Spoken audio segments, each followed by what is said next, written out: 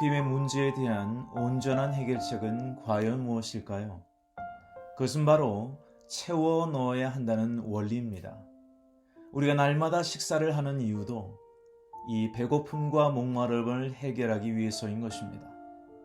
2000년 전 주님은 우리의 일상적인 육적 배고픔의 문제 해결을 통하여 진정으로 우리가 깨달아야만 할 참된 영적 배고픔의 해결은 과연 무엇인가를 한 표적의 사건을 통하여 우리에게 말씀하셨습니다.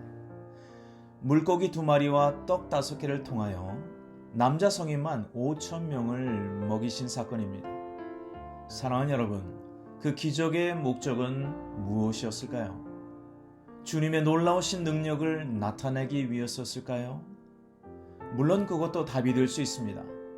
그러나 그보다 더 중요한 참된 목적은 우리가 가진 모든 영적인 결핍과 배고픔과 목마름의 진정한 해답이 하늘에서 내려온 생명의 떡이 되신 오직 예수 그리스도이심을 말씀하시고자 하셨던 것입니다. 나는 하늘에서 내려온 살아있는 떡이니 사람이 이 떡을 먹으면 영생하리라. 내가 준 떡은 곧 세상의 생명을 위한 내 살이니라. 아멘. 그렇습니다. 오병이어의 기적의 진정한 의미는 놀랍게도 마지막 만찬에 떡과 포도주를 제자들에게 나눠주시는 그 성찬을 통하여 다시 한번 강조되고 있습니다.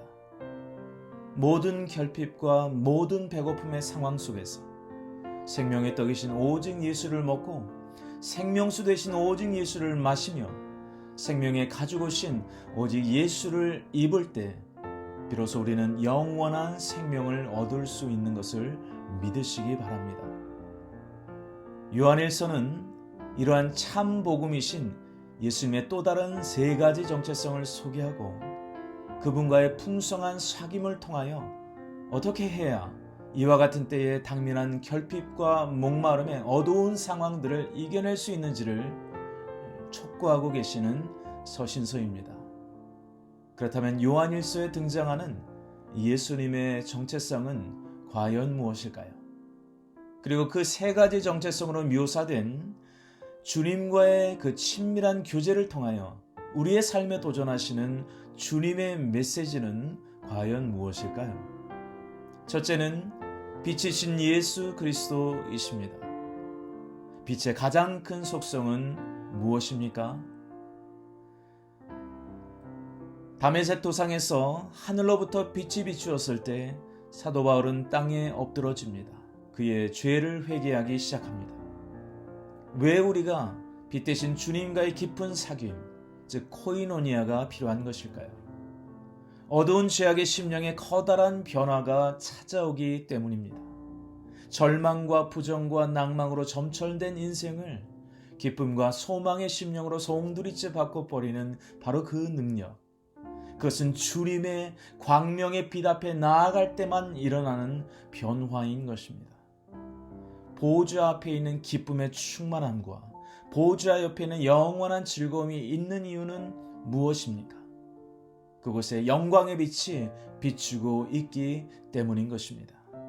사랑하는 성도 여러분, 빛 대신 주님과의 교제, 이것은 질도 중요하지만 양도 중요합니다. 왜냐하면 하나님의 빛을 많이 받으면 받을수록 하나님의 치유의 광선을 바라는 켜서 비추는 등불로 우리 자신이 사용될 수 있기 때문입니다. 그래서 할 수만 있다면 날마다 주의 얼굴의 빛을 친밀함의 기도의 자리에서 찾아 나아가야 하는 것이 대단히 중요한 것입니다. 내 이름으로 일컫는 내 백성이 그의 악한 길에서 떠나 스스로 낮추고 기도하여 내 얼굴을 찾으면 내가 하늘에서 듣고 그들의 죄를 사하고 그들의 땅을 고칠지라. 아멘. 사랑하는 여러분, 이 나라와 이 민족을 위해 우리는 무엇을 해야 하는 것일까요? 보좌에 앉으신 아버지 하나님과 어린 양의 얼굴을 구하며 기도의 자리로 날마다 나아가는 것입니다.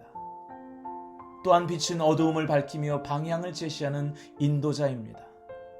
광야길을 가던 이스라엘 백성들에게 가장 심각한 문제는 무엇이었습니까? 사막의 강렬한 태양의 더위와 밤에 찾아오는 사막의 추위의 문제가 있었을 것입니다. 하지만 가장 큰 고통은 무엇보다 주어진 암담한 상황 속에서 어디로 가야 할지 모르는 인생 방향의 상실이었을 것입니다. 바로 그때 주님은 움직이는 하늘의 사인판을 이스라엘 백성들에게 제시합니다. 구름 기둥과 불 기둥, 양을 이끄는 목자의 지팡이와 막대기처럼 그들을 인도하기 시작합니다. 사랑하는 여러분, 오늘을 사는 우리에게도 빛 대신 주님은 똑같이 우리의 빛이 되어 주십니다. 그러므로 우리는 어려운 상황 속에서 결정해야 하는 어떤 갈림길에 서서 우리를 인도해 주시는 주님의 빛 앞으로 나아가야 할 필요가 있는 것입니다. 말씀과 기도, 기도와 말씀은 우리를 그 빛으로 인도하는 주님의 선물인 것입니다.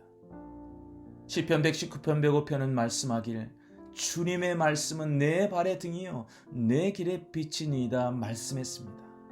예레미야 33장 3절은 너는 내게 부르짖으라 내가 내게 응답하겠고 내가 알지 못하는 크고 은밀한 일을 내게 보이리라 말씀합니다.